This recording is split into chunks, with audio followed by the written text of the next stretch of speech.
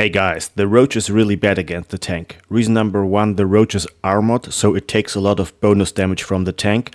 Reason number two, the Roach is pretty small, so it also takes a lot of splash damage from the tank.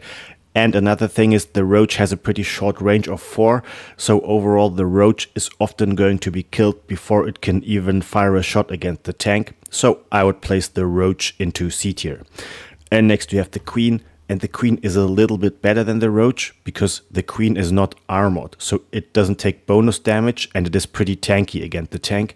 But also the Queen is pretty bad at killing the tank because it is very slow.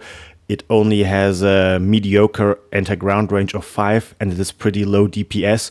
So it's bad at killing the tank, but it is tanky. I would put it into B tier. Next we have the Zergling. This is very good. Number one, Zerglings are light, they don't take bonus damage from the tank. Number two, they are extremely fast at closing the distance to the tank and attacking. And number three, tanks have a minimum range of 2, so once the Zergling is in melee range, the tank cannot attack the Ling, and enemy tanks are going to cause a lot of friendly fire on their own tanks when they try to attack the Zergling in melee range, so the Zergling is an S tier counter against the tank. And next we have the Baneling. This is very bad. Number one, Banelings deal bonus damage to light units, but the tank is not light. So you really need a lot of Banelings to kill a tank, and this is extremely inefficient because the Baneling is not cheap. And of course, the Baneling also, it's in melee, but it is slower than the Zergling. Often it's just going to be destroyed before it is in melee range to the tank. So the Baneling is a D tier counter. And next we have the subscribe button. I'll put it into S tier, so if you like this video, make sure to subscribe and hit the like button. And then we have the Ravager. The Ravager is very good.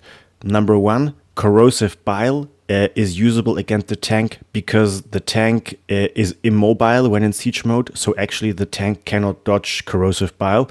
Number two, the Ravager is not an armored unit, so it doesn't take bonus damage from the siege tank.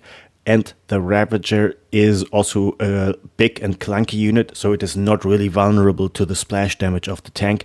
So I'm going to put the Ravager into S tier. Next we have the Hydralisk. The Hydralisk is not super strong, but it is okay. So the Hydralisk has a mediocre range of 6, so the tank is always going to get the first shot.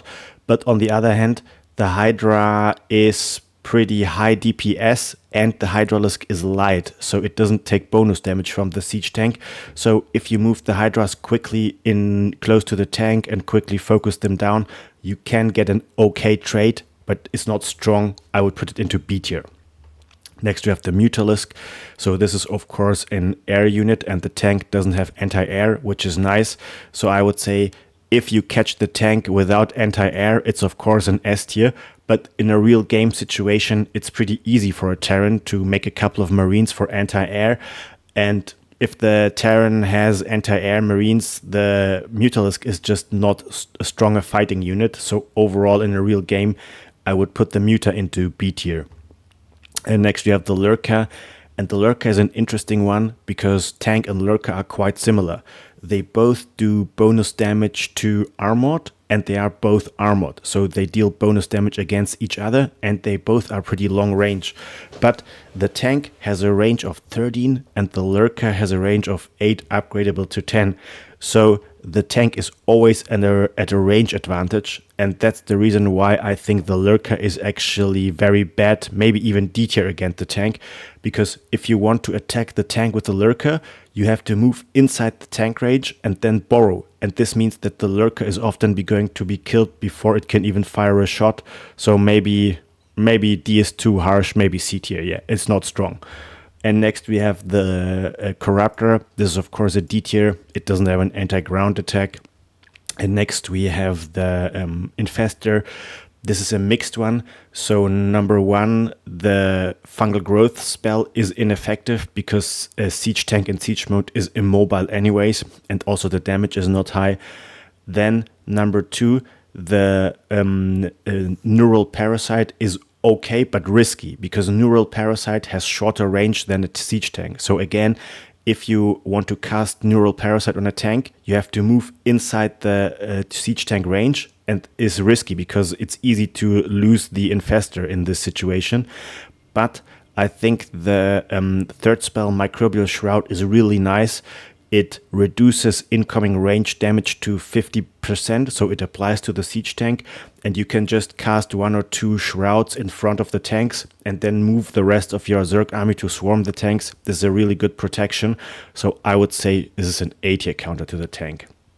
Next we have the this guy here, the Observer. It's a D tier counter, we don't need it against the tank.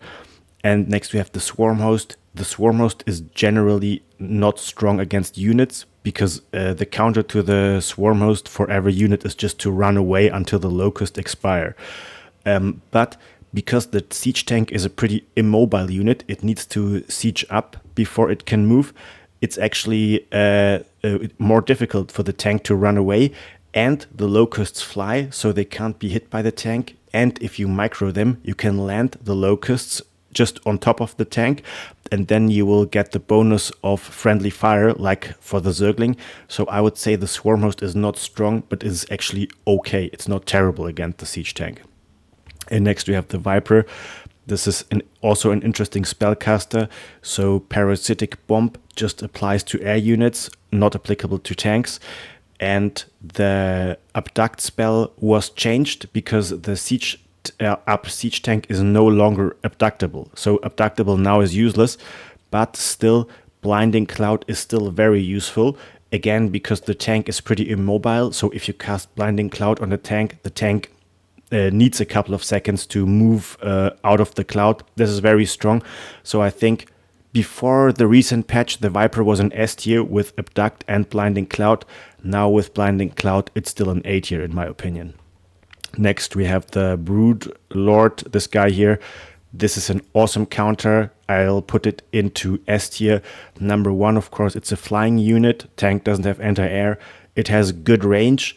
And again, the Broodlings are melee units. So the tank, because of the minimum 2 range, is not able to hit the Broodlings. But other tanks are going to hit them and cause a lot of friendly fire.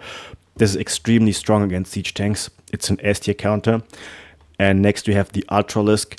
I think I would put the Ultra. So the Ultra is pretty strong, but it's not perfect. It's not perfect because the Ultra is armored, so it actually takes a lot of bonus damage from the siege tank. But on the other hand, the Ultra also has a lot of health, so it is one of the few Zerg units that can survive a couple of tank shots without dying. And it kills the tank pretty quickly. And again, when the Ultra is in melee range, the tank will not be able to attack the Ultra because of the minimum 2 range. So overall, I would put the Ultra into A tier, mainly because it is really tanky. It just can survive a lot of tank shots. And next we have the Statics. So this is of course an easy D tier, doesn't have anti-ground. And the other one is also a D tier. Why? Because this building has a range of 7, but the siege tank has a range of 13, so the siege tank can easily clear the spines without being hit. Alright dudes, thanks for watching.